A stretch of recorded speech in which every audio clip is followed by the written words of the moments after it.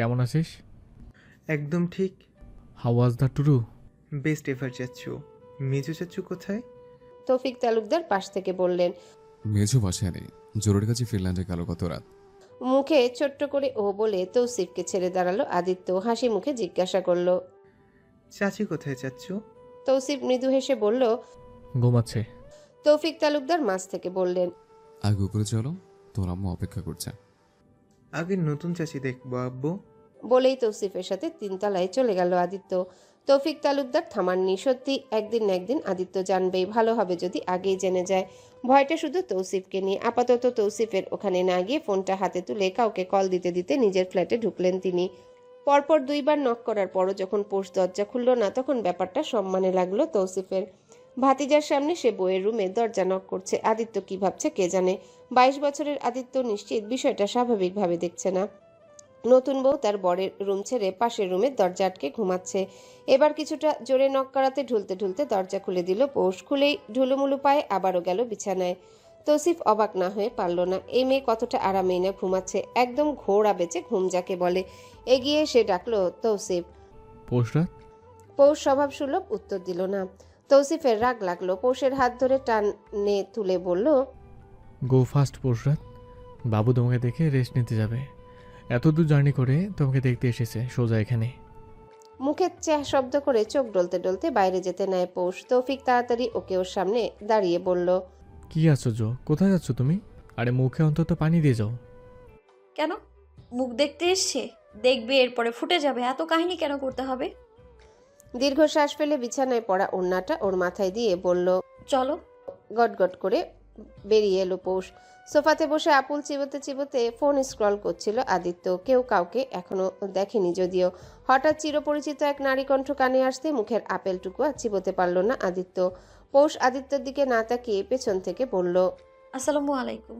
তাড়াতাড়ি ঘুরে দাঁড়ায় আদিত্য। দুইজন দুজনকে দেখে অবাকে চরম মুহূর্তে পৌঁছে গেল। ফাঁকা ঢোক গিলল আদিত্য।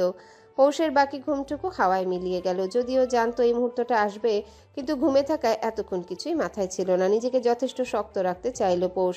নিজের ভালোবাসার মানুষটা এতদিন পর চোখের সামনে, অথচ মুখ দিয়ে কথা বের হচ্ছে না কারো। দুজন থম মেরে গেল একদম। আদিত্য এক প্রকার ছুটে এসে পৌষের সামনে দাঁড়িয়ে অস্থির গলায় জিজ্ঞাসা করলো, পুষি, এই পুষি, তুমি এখানে? এখানে কি করছো? কোন কাজে এসেছো? কিন্তু এখানে তোমার কি কাজ?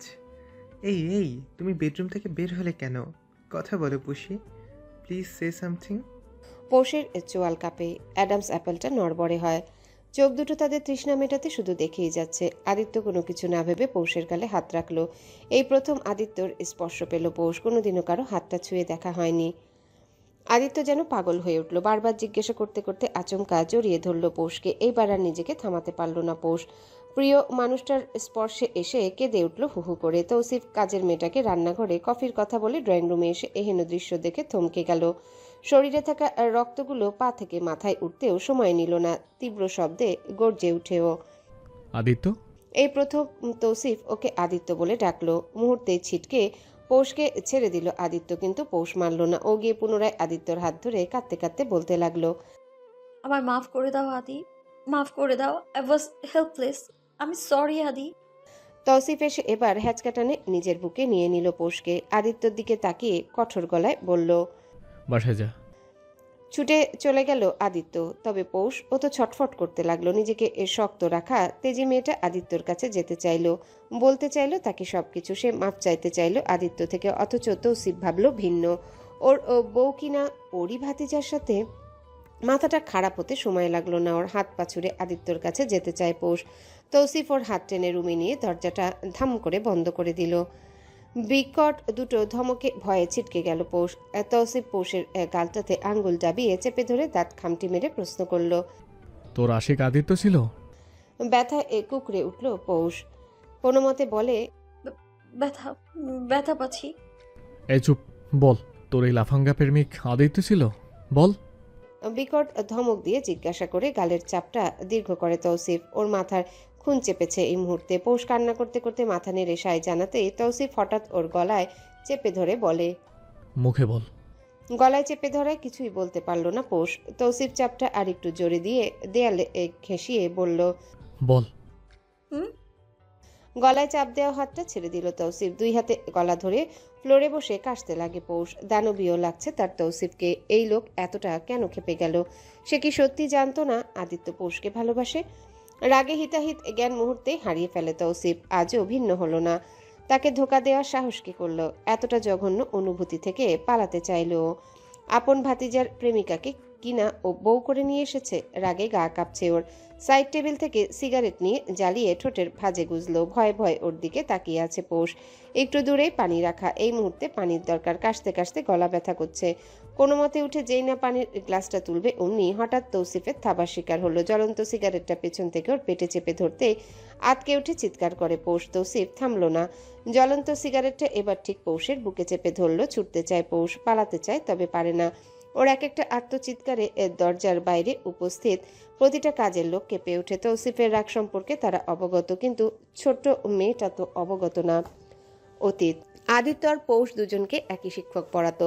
যদিও আদিত্য ওর থেকে 2-3 বছরের বড়, তবে ইংরেজিটা পড়ানোর সুবাদে গ্রামার পার্টটা মাঝে মধ্যে মিলে যেত। পৌষের একটা বই স্যার একবার দিতে বলে আদিত্যকে। ফোন করে হেমন্তকে বলে যাতে পৌষকে বলে গ্রামার বইটা আদিত্যদের বাসায় পৌঁছে দিতে। আদিত্যর পরীক্ষা। হেমন্ত তখন কাজে যাচ্ছিল বিধায় নিজে দিতে পারেনি। চৈত্র বা জ্যৈষ্ঠ বাসায় নেই। অবশেষে পৌষ পাশের বাড়ি চাচাতো বোনকে নিয়ে যায় তালুকদার বাড়িতে। এই বাড়ি এলাকায় সবাই চিনে। এই পথ ধরেই কলেজে যেত পৌষ। সেদিনই প্রথম ওই বাড়িতে পা রাখা। দারোয়ান জানায় দোতলায় থাকেন আদিত্যরা। পৌষ ভদ্রভাবে বইটা আদিত্যকে দিতেই আদিত্যর মা জোর করে ওকে টেনে বসায় ভেতরে। অস্বস্তিতে হাঁসফাঁস করা পৌষকে দেখেই আদিত্য হেসে বলে, কি হয়েছে পুষি? Aren't you feel comfort? হুম, না আসলে ভাইয়া আমার নাম পৌষরাত। কিন্তু তোমার এই ছোট্ট খাট্ট মুখটা দেখে একদম বিড়াল বিড়াল লাগে। আদুরে একটা বাচ্চা, তাই আমি তোমাকে পুষি ডাকলাম। পৌষের বুকটা এমনিতেই ধুকপুক করছিল। আদিত্য এত কথা বলাতে তা বেড়েছিল কয়েক গুণ। এরপর কতদিন গেল, কিভাবে যেন ফেসবুকেও একদিন কথা বলা শুরু হলো। বাহানাটা ছিল আজব। কোনো এক অ্যাপ পৌষকে ইনস্টল করে কোড চাইছিল আদিত্য। এসব কিছু করেও ইনকাম করেও। পৌষ ওই দিন অনেক চেষ্টা করেও কোড দিতে পারেনি। কেন যেন হলোই না। হেমন্ত তখন নতুন ওকে ফোন কিনে দিয়েছে, এত সবও বুঝতো না। ধীরে ধীরে কথা বাড়ল। কলেজের বাইরে আদিত্য দাঁড়িয়ে থাকতো মাঝে মধ্যে। কেউ যাতে না চিনে তাই মুখে মাস্ক পরে সানগ্লাস চোখে দিয়ে রাখতো। সাহস যুগে একদিন আদিত্য কথা বলতে এগিয়ে এসেছিল পৌষের কাছে। সেদিন ছিল পৌষের কলেজের শেষ দিন। সামনে তার ফাইনাল পরীক্ষা। বিদায় অনুষ্ঠানে শাড়ি পরে আসাতে ওকে দেখে লোভ সামলাল দিতে পারেনি আদিত্য, তাই ছুটে এসে কথা বলতে চায়। ভাগ্যের নির্মম পরিহাসে বড় চাচা সেদিন নিতে যায় পৌষকে। এসেই দেখে নাক মুখ ঢেকে রাখা এক ছেলে একটা গোলাপ দিচ্ছে পৌষকে। ব্যাস, কাণ্ড সেদিনই ঘটে গেল। বাসায় এসে তুলকালাম লেগে যায়। পৌষকে কিছুতে আর পড়াবেন না তিনি। তবে পৌষের চড়া গলার হেমন্তের জন্য পরীক্ষাটা দিয়েছিল। ভার্সিটিতে ভর্তিও হয়েছে, 1 বছর এক প্রকার যুদ্ধ করে। ভাগ্যক্রমে একই ভার্সিটির ভিন্ন ডিপার্টমেন্টে আদিত্য আর পৌষ। ওর 19তম জন্মদিনে রাতে আদিত্য হঠাৎই কল করে। সে জানায় মেরিন ট্যুরে যাচ্ছে সে। হয়তো মাস 3-4 লাগবে। এসেই বাসায় জানাবে পৌষের কথা। যদি ওর বাবা জানে, তবে এখন পর্যন্ত কিছু বলেনি। তবে পৌষের মনে মনে পছন্দ ছিলই বটে। তাই তো সেদিন ওয়াদা করে শক্ত মনের মেয়েটা। সে অপেক্ষা করবে। আদিত্যদের ফ্ল্যাট থেকে চিল্লাচিল্লির শব্দ আসছে। তৌসিফ ওদিকে যেতে গিয়েও গেল না। মাথা ঠান্ডা করা প্রয়োজন ওর। নিজেকে সামলে ওয়াশরুম ঢুকে শাওয়ার অন করেও। সময় নিয়ে ভাবে কিছু জিনিস। মাথা ঠান্ডা করে বের হতে দেখে ভয়ে এখনো লুকিয়ে বসে আছে পৌষ। মায়া হয়েও হলো না তৌসিফের। কিভাবে আদিত্যর বুকে গেল। চোখ বুজে নিজেকে শান্ত করে পৌষের কাছে গিয়ে ওকে টেনে তুলে শান্ত অথচ গম্ভীর কণ্ঠে বলে, ফ্রেশ হয়ে এসো। এই প্রথম তৌসিফের এক কথায় পৌষ ওয়াশরুমে গেল। তৌসিফ বাঁকা হাসলো। ডোজ কাজে দিয়েছে। যদিও রাগটা ছিল বড় ভাই আর পৌষের চাচার উপর বেশি, তবে তা উঠিয়েছে পৌষের উপর।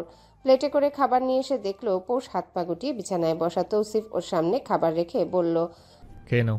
মাথা নিচু করে মুখে খাবার দেয় পৌষ, কিন্তু গিলতে পারল না। গলা ব্যথায় চোখ দিয়ে পানি বেরিয়ে এলো। কোনো মতে বলল, গিলতে পারছি না। খেতে বলছি খাবে। বলেই চলে যায় তৌসিফ। মুখে খাবার নিয়ে কেঁদে ফেলে পৌষ।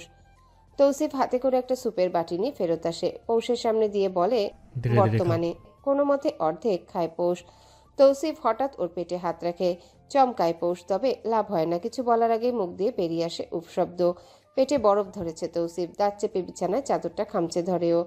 তৌসিফ তাকালো ওর মুখ পানে, চোখ মুখ খিচে আছে মেয়েটা। আস্তে ধীরে যখনই ওর বুকের দিকে উঠতে চাইলো তখনই অসহায় চোখে তাকে নিচু স্বরে পৌষ বলে। প্লিজ না। আমি না তো কে? চোখ বুজে নেয় পৌষ। ওর জামাটা বুকের দিক থেকে সরিয়ে তাতে বরফ খণ্ড ধরে তৌসিফ।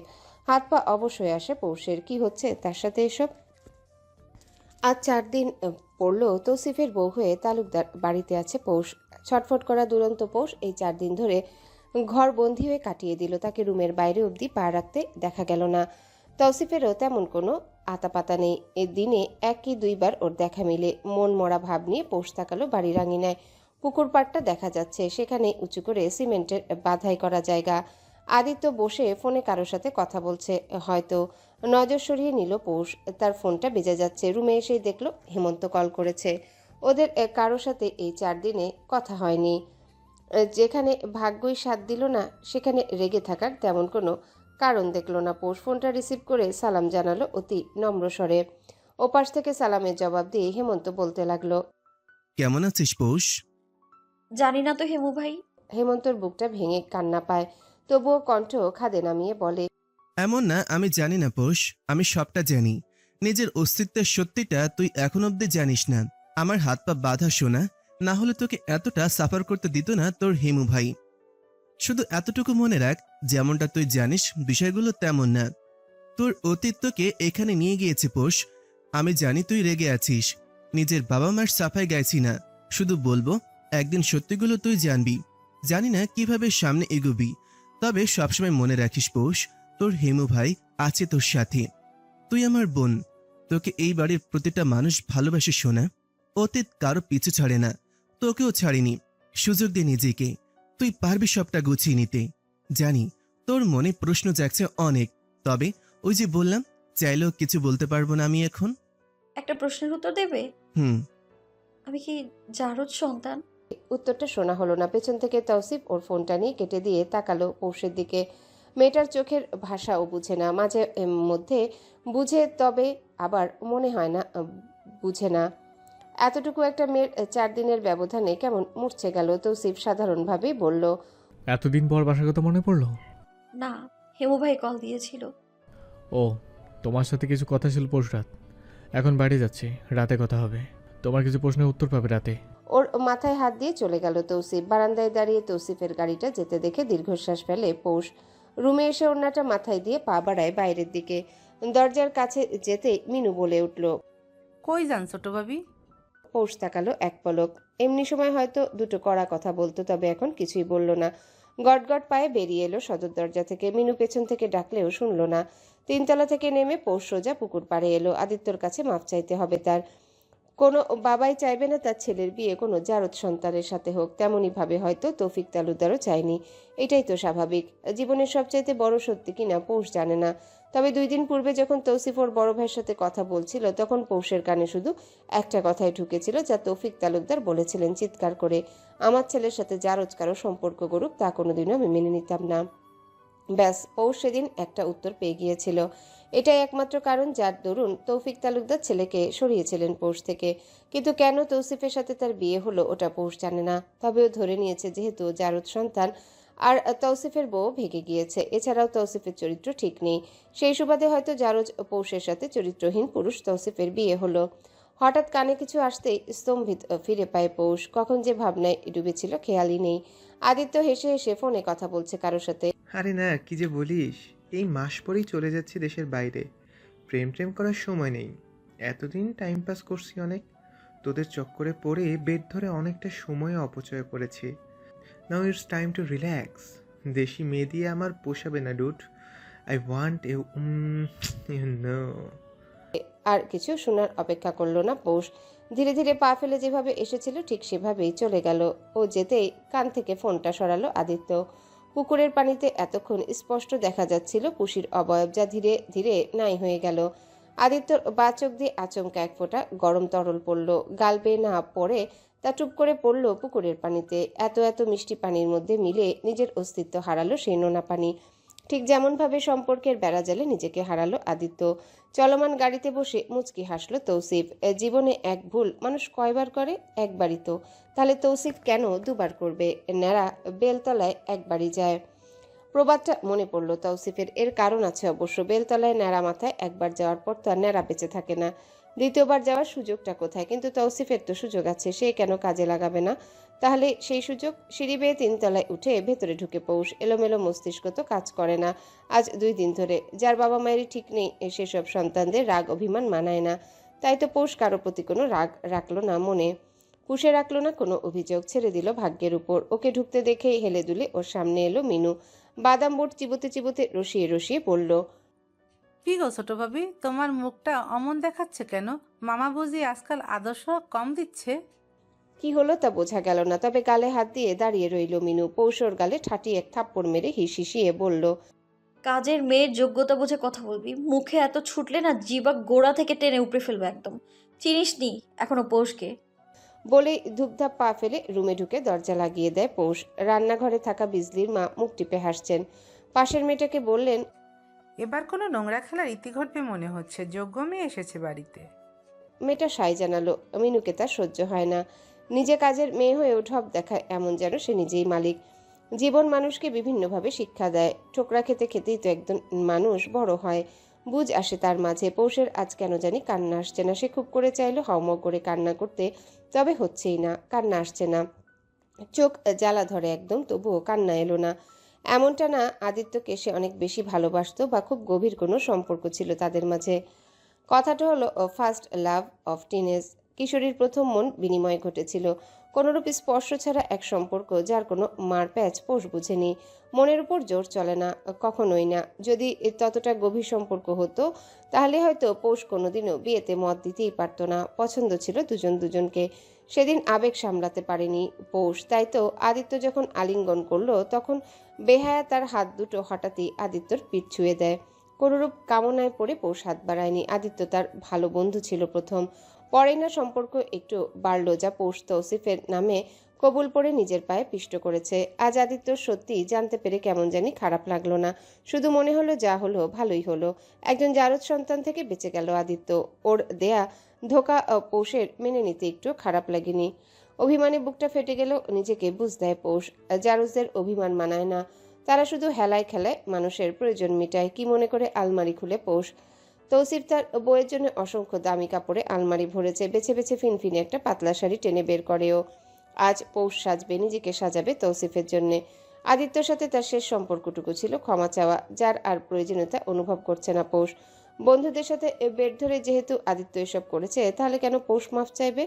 লম্বা সাবান নিয়ে বেরিয়ে এলো পৌষ। সাদার মাঝে লাল রঙের শাড়িটা অদক্ষ হাতে পড়লো। একা অবশ্য পারল না, ফোনের সাহায্য প্রয়োজন হলো। ঠিক মাঝ বরাবর স্মৃতি কেটে ঠোঁটে গাঢ় লাল রঙের লিপস্টিক লাগালো। বলা হয় পুরুষ নাকি নারী লাল রঙা ঠোঁট দেখে সবার আগে আকর্ষণ বোধ করে। আয়নায় নিজেকে দেখে চমকালো বটে। তার এহেন রূপ নিজের কাছে অচেনা। কখনো এই রূপে নিজেকে আবিষ্কার করা হয়নি তার। অপেক্ষার প্রহর শেষ করে তৌসিফ ফিরল রাত 12টা নাগাদ। মিনু ঘুমিয়ে যাওয়াতে তেমন তাণ্ডব ঘটল না। না হয় তাকে চরমারার মাসুল সে পৌষকে গুনাতো। অন্ধকার রুমে ঢুকে তৌসিফ ভাবল পৌষ হয়তো ঘুম, তাই হাতঘড়ি খুলে সোজা ফ্রেশ হতে চলে গেল। ফিরে এসে পৌষকে খেতে আসতে বলবে বলে যেই না লাইট অন করলো, অমনি চমকালো। খাটে পা ঝুলিয়ে বসে আছে এক অপসরী। তৌসিফের বুকে দুটো ধাক্কা লাগলো। পৌষের এহেন রূপ তার দেখা হয়নি। বিবাহের রাতেও মেয়েটাকে এত সুন্দর লাগেনি। চোখ বুজে নিজের প্রথম নারীটির চেহারা মনে করতে চাইল তৌসিফ, পারল না। কোনোভাবেই তার চেহারা কল্পনায় এলো না। তার ওই ফর্সা মুখটা আজ পৌষের শ্যামরাঙা মুখের সামনে হার মানল। বড্ড অসহায় অনুভব করে তৌসিফ। ফাঁকা ঢোক গিলে পৌষের সামনে দাঁড়িয়ে ডাকে, পৌষরাত। জি। আজকাল মেয়েটা এক ডাকে উত্তর দেয়। তৌসিফ 2 আঙ্গুল পৌষের চিবুকে ছুঁয়ে দিয়ে ওর মুখটা তুলে চেহারাটা দেখেই বলল, মাশাল্লাহ। পৌষ জানে না কেন, তবে মৃদু লজ্জা এসে ভর করেছে তার মাঝে। তৌসিফ এবার ওর মাথায় হাত রেখে বলল, এভাবে শাড়ি পরলে যাস? ভালো হয়নি? প্রশ্নের উত্তরে প্রশ্ন পাওয়া তৌসিফের পছন্দ নয়, তবে আজ খারাপ লাগলো না।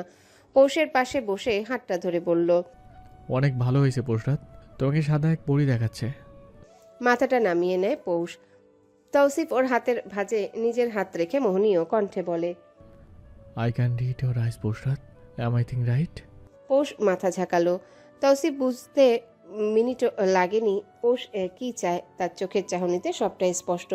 তৌসিফ ধীরে ধীরে ওর কোমরের দিকে হাত রাখতে মুচড়ে উঠে পৌষ। তৌসিফ আরেক হাত ওর বুকের দিকে রেখে মুখটা একদম সামনে এনে ফিসফিস করে বলল, I am sorry for that, জান though I was not wrong.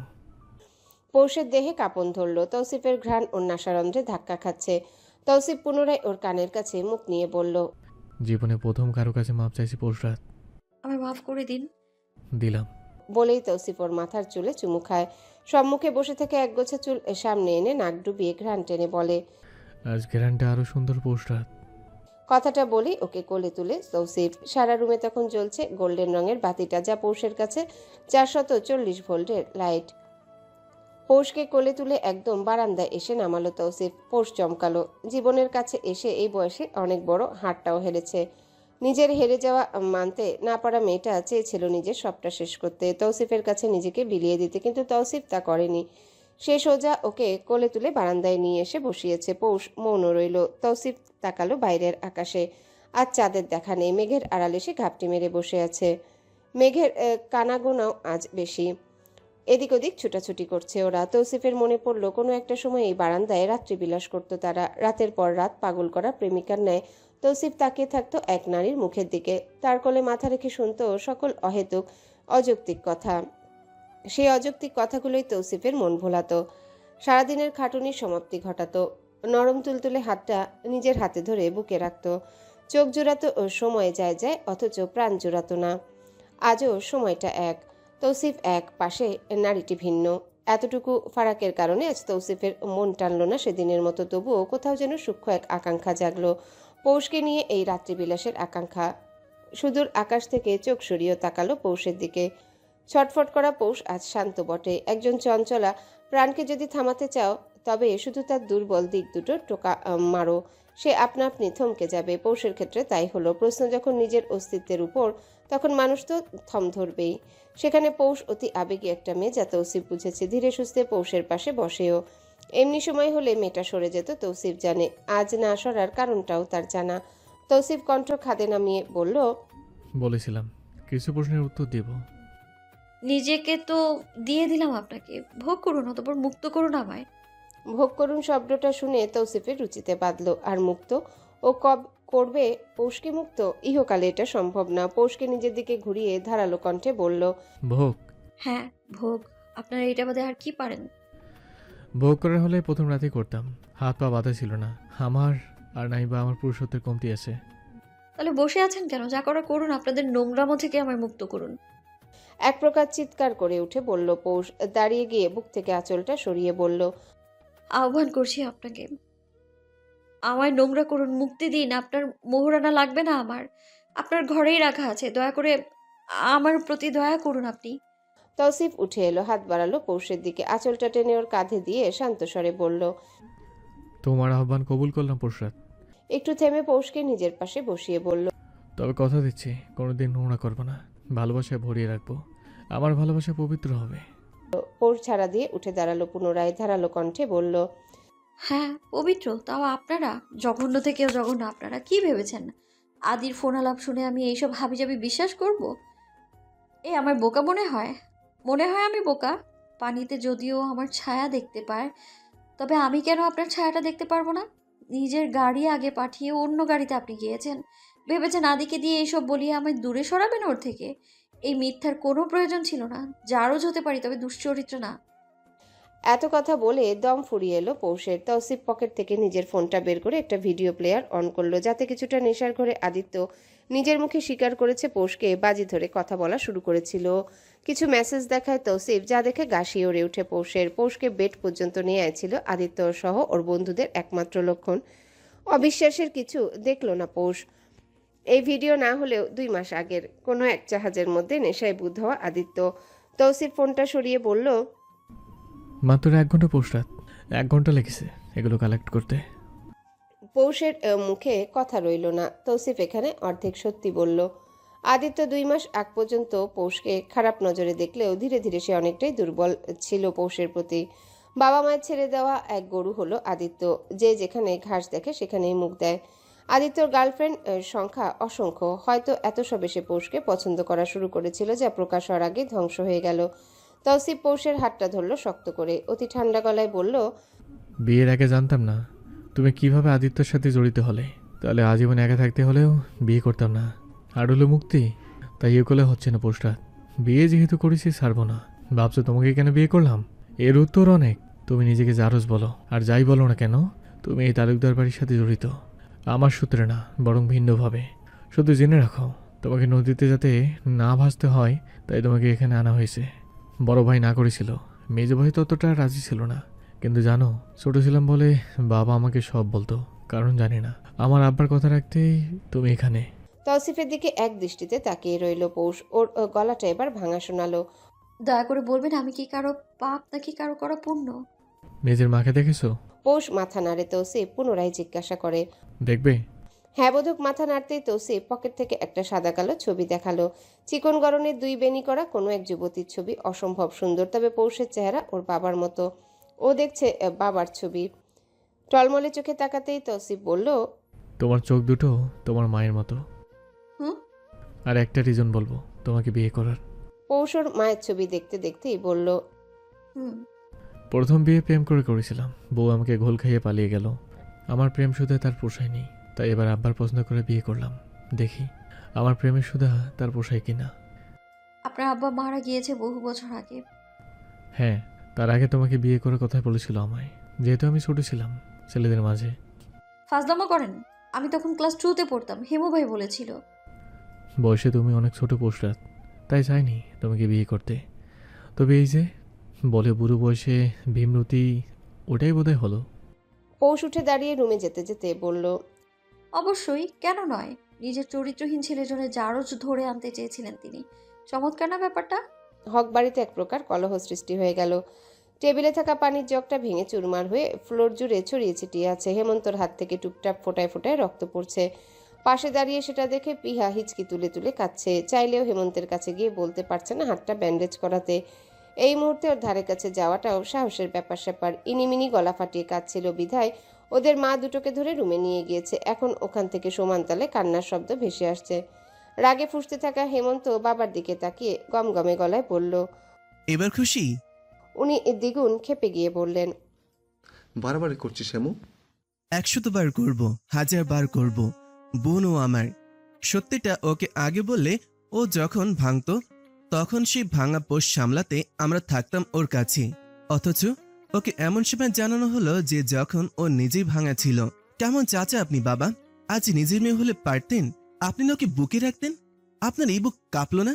কেমন পাশেন আপনি বাবা? বাবার থেকে দ্বিগুণ চিৎকার করে বলে উঠল হেমন্ত। ওখানে না দাঁড়িয়ে হনহন করে ছাদে চলে গেল। খোলা আকাশের নিচে দাঁড়িয়ে সুদূর প্রসারী অতলে হারিয়ে গেল হেমন্ত। কাটা হাতে পকেট থেকে একটা সিগারেট বের করে কোনো মতে ঠোঁটে গুজে এদিক ওদিক পকেট হাতালো। লাইটারটা নেই। বিরক্তিতে চ্যাঁ শব্দ করে রক্ত ও মাথা হাতটা ঝাড়া দিতেই দেখলো গুটি গুটি পায়ে অন্ধকারে ঠেলে কেউ এদিকে আসছে। আকার তত বড় না, ছোট্টখাট্ট এক দেহ। ধীরে ধীরে চোখের সামনে আসতেই হেমন্তর হাতে ধরে ধীরে ম্যাচ দিয়ে পিহা বলল, লাইটার পাইনি হেমু ভাই।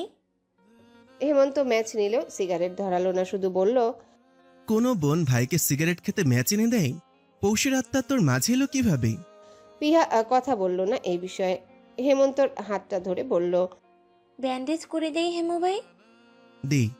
অদক্ষ হাতে স্যাভলন দিয়ে মুছে গজ পেঁচিয়ে দিল পিহা। হেমন্ত সেটার দিকে তাকিয়ে হেসে দিয়ে বলল, তোর পৌষ আপাত থেকে অন্তত ব্যান্ডেজ পেঁচানো শিখতি, মানুষ ভালোটা শেখে, অথচ তুই শিখলি খারাপটা। জানেন, মা বলেছে পৌষাপা নাকি আর আসবে না। সত্যি বলেছি। জ্যৈষ্ঠ আর চৈত্র ভাই রাতে এখন বাসায় আলুর দম আনে না। বলেছে পৌষাপা না আসলে আর কোনো দিন খাবে না ওগুলো। তাহলে খাওয়া ভুলে যা। ইনিমিনি দুধ খেতে চায় না হেমু ভাই। এটা ওদের মা দেখবি। হেমু ভাইও আগের মতো আমাদের ভালোবাসে না, আদর করে না। এটা তাকে গিয়ে বল। কোথায় সে? হেমন্তের হঠাৎই টনক নড়ল। আসলে কি তাই? ও তো একদিন ওদের কাছে টেনেছিল পৌষ যাওয়ার পর, আর একদিন ও ভাই বোনগুলোকে বুকে টানা হয়নি। আচমকা যেন ওর বুকে চাপ লাগলো। পিহার দিকে তাকিয়ে বলল, তোর নিজের জন্য কোনো অভিযোগ নেই? মাথা নাড়ে পিহা বলে, আমাকে পৌষাপা এনে দিলেই হবে। আমি শুনেছি পৌষাপার জামাই খারাপ লোক। কে বলেছে তোকে? স্কুলে গেলাম তখন রজনীর মা বলেছে, সাথে এটাও বলেছে আমি যাতে কখনো ওনার সামনে না যাই।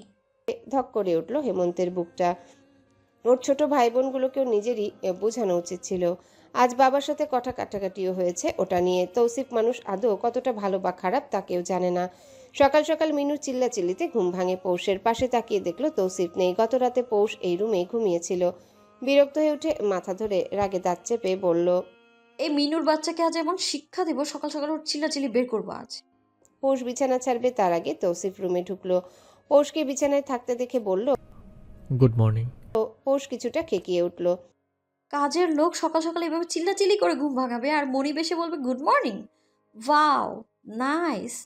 তৌসিফ গায়ে থাকা জিমের জ্যাকেটটা খুলতে খুলতে বলল, কে চিল্লিয়েছিল? আপনার মিনু। ও আচ্ছা, তুমি নাকি ওকে কালে মেরেছো? কথাটা বলতে দেরি 2 লাফে বিছানা ছাড়তে পৌষের দেরি হলো না। তৌসিফের সামনে দাঁড়িয়ে কোমরে হাত রেখে বলল, বাহ বাহ, আপনার গান ভরে দিয়েছে। মানে? ওই ছেড়ে কেন বিচার দিবে আমার নামে? কে হয় ও? 100 বার মারবো, থাপড়ে ওর চাপা ভেঙে দেবো। আমাকে পার্সোনাল কথা জিজ্ঞেস করে, ওর একবার যদি ও আমায় খোঁচায় না, ওর মাথায় ওর নীল লাল চুলগুলো টেনে ছিঁড়ে শাকড়ে দিয়ে আপনাকে খাওয়াবো আমি নিশ্চিত আপনার বুকে পড়ে পড়ে বিচার দিয়েছে শালি। রাগে কাঁপতে কাঁপতে কথাগুলো বলল পৌষ।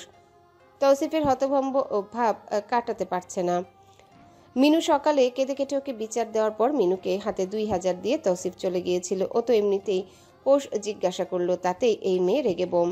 শেষে কি গালিটাই না দিল। তৌসিফের ভাবনার মাঝে মিনু চুল ছিঁড়তে রাগে ফোঁস করতে করতে রুম থেকে বেরিয়ে গেল পৌষ। তৌসিফ ওকে ধরতে ধরতে পৌষ হাতছাড়া। যেই না মিনুকে ধরবে অমনি দরজা দিয়ে সোহাকে ঢুকতে দেখে মিনু চিৎকার করে লাফিয়ে উঠে ডাকলো, আপা আপা, আমার আপা এসেছে, মামা দেখে যান আপা এসেছে। সোহা ভেতরে ঢুকে মিনুকে জড়িয়ে ধরে পৌষের দিকে তাকিয়ে বলে, এই মেয়েটা কে আর এমন বেহাল দশা কেন এর? পৌষ খিটমিটিয়ে উঠল। নিজের দিকে তাকিয়ে দেখলো আসলেই বড্ড এলোমেলো হয়ে আছে ও।